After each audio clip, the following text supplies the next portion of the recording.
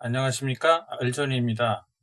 이 동영상은 병원 내에서 직원 교육을 위하여 세미나를 진행하는 데 사용된 슬라이드를 약간 수정해서 동영상으로 만든 것입니다. 그렇기 때문에 아주 깊은 내용을 담고 있지는 않으며 다른 치과에서도 저희 의원과 같이 반복된 직원 이직에 따른 재교육 실시에 대한 문제점을 겪고 있을 거라는 생각하에 제작하게 되었습니다. 전체적인 내용은 관련된 주제에 대해 기본적인 내용부터 약간 깊이가 있는 내용까지 다룰 것이고, 내용이 바뀔 때마다 알아야 할 해부학적인 부분과 이론, 술식에 대해서 반복할 생각입니다. 한 번 듣는다고 다 기억할 수 없기 때문이죠. 오늘은 간단한 머리 부분의 해부학적 명칭과 치아의 구조에 대한 설명입니다. 사람의 머리뼈 중에서 일반적인 치과는 윗턱인 상악, 아래턱인 하악을 많이 다룹니다. 상악의 의학 용어는 막실라이고 하악의 의학 용어는 만디블입니다. 그리고 상악과 하악은 다른 관절과는 다른 독특한 구조의 형태를 보이는 TMJ로 연결이 됩니다. 이 TMJ에 문제가 있는 경우, 예전에는 템포라 만디블러 디스오더라고 해서 TMD라고 많이 불렀는데, 요새는 TMJ 조인트뿐만이 아니라 그 주변에 있는 근육에서도 문제가 많이 생긴다고 보기 때문에 좀 더 확장된 개념인 크레니어 만디블러 디스오더, 즉 CMD라고 많이 부릅니다. 이번에는 조금 더 입 안으로 들어가서 치아에 대해서 알아보겠습니다. 상악 치아는 막실라리티스라고 하고 하악 치아는 만디블라티스라고 얘기합니다. 상악 치아든 하악 치아든 전치와 구치로 나눌 수 있는데 그 기준점은 송곳니입니다. 송곳니를 포함하여 앞쪽은 전치라고 하고 송곳니를 제외한 나머지 부분들은 구치라고 이야기합니다. 전치는 다시 둘로 나눌 수 있는데 앞에 4개의 치아인 절치와 송곳니, 즉 견치로 따로 나눌 수 있습니다. 구치 역시 다시 둘로 나눌 수 있는데요. 작은 어금니인 소구치와 그 뒤에 있는 큰 어금니인 대구치로 나눌 수 있습니다. 이번에는 각각의 치아에 대해서 이름을 붙이는 명명법에 대해서 알아보겠습니다. 유니버셜 차팅 시스템은 상악 우측 사랑니를 1번으로 해서 각각의 치아에 번호를 매기는 방법입니다. 현재 한국에서는 사용하고 있지 않은데 드물게도 미군 환자가 오는 경우 보험과 관련해서 이 명마법을 써야 되는 경우가 있을 수 있습니다. FDI 시스템은 지금 한국에서 사용되고 있는 방법인데요. 턱을 4부위로 나누어서 앞자리를 먼저 명명을 하고 뒷자리는 전치부터 구치까지 순서대로 번호를 붙여서 두 자릿수로 각각의 치아에 대하여 이름을 붙이는 방법입니다. 이번에는 개개 치아에 대한 이야기입니다. 치아는 먼저 눈에 보이는 치관과 치경 부위, 그리고 눈에 보이지 않는 치근 부위로 이루어져 있습니다. 먼저 치관 부위를 보게 되면 범당질이 눈에 보입니다.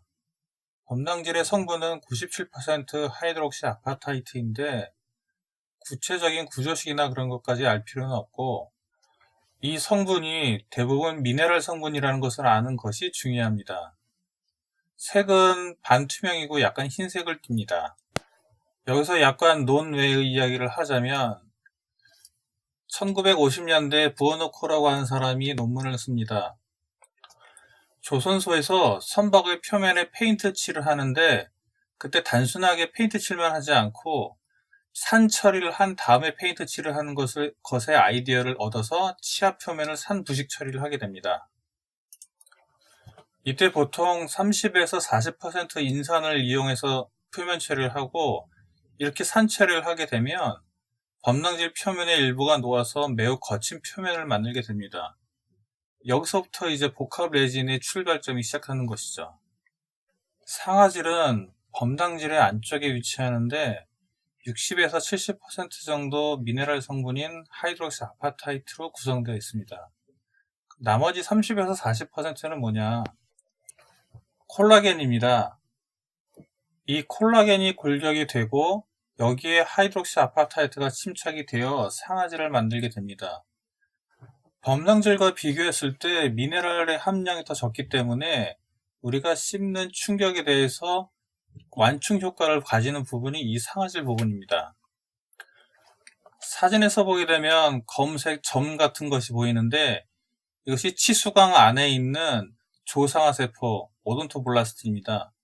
이 오돈토블라스트가 시간이 지나가면서 또는 외부의 자극에 방어하기 위해서 안쪽으로 상아지를 만들기 때문에 사람이 나이가 들수록 치아의 색이 더 진한 노란색을 띠게 됩니다.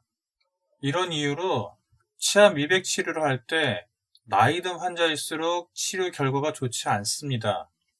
약재가 상아질 깊은 곳까지 침투하기가 쉽지 않기 때문이죠. 상아질은 치수광부터 범낭질이나 백악질까지 미세한 관으로 연결이 되어 있는데 이것을 상아세관이라고 합니다. 그림에서 ABCD는 상아질의 위치에 따라서 상아세관의 밀도가 다르다는 것을 보여주는 그림입니다. 치경부 쪽보다는 교환면 쪽이 상아세관이 더 많고 범낭질이나 백악질 쪽보다는 치수광에 가까울수록 상아세관의 밀도가 더 높습니다. 도말층은 치아 삭제 시에 발생하게 되는데 치아 삭제 기구에 의해서 치아가 뭉개져서 생깁니다. 이 도말층은 치아와 단단하게 결합하지 않습니다. 오른쪽 전자현미경 사진을 보게 되면 SL이라고 써있는 것이 도말층을 의미하고 SP는 상아세관 안으로 도말층이 밀려 들어온 것을 의미하는 스미어 플러그입니다. 상아질 노출 시 이가 시린 이유에 대해서 알아보겠습니다. 상아세관 안에는 조상아세포의 돌기와 신경이 있고 나머지 빈 공간에는 액체로 차 있습니다. 상아질이 외부에 노출되었을 때 공기나 뜨겁고 차가운 자극이 있게 되면 상아세관 안에 액체가 이동을 하게 됩니다. 이러한 액체의 움직임에 의해 조상아세포와 신경의 자극이 발생하여 우리는 시리다고 느끼게 되는 것입니다.